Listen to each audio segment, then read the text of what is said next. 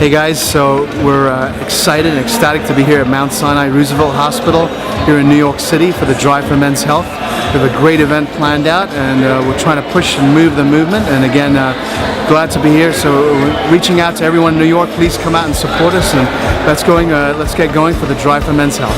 The buzz is really high. We have family, friends, local physicians, local healthcare professionals here driving with us for that change in men's health. And we're in New York City. It's pretty cool if you take a panoramic view. I mean, this hospital is beautiful, this atrium is beautiful, and we're just very excited to be here. So let's get the show started.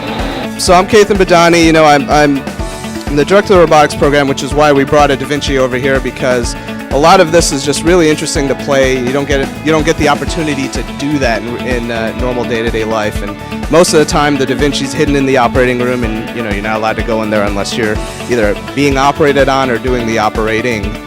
So it is a unique opportunity to play with the robot. And then in terms of fluids, so not all fluids are created equal. White water is the best, and it doesn't really matter whether it's mineral water or regular water, tap water.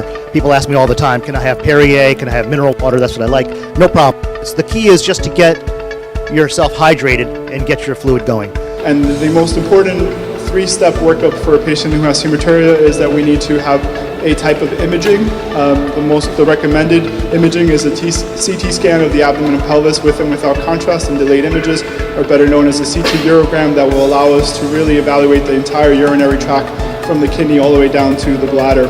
A urine cytology, which is a urine test that will check for any malignant or cancer cells that are present in the urine, as well as a cystoscopy, which is taking a small little camera going in through the urethra and examining the patient's urethra and bladder to make sure there's no malignancy or any tumors throughout the urinary tract.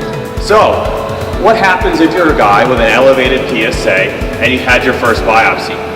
How often are you going to have a second one?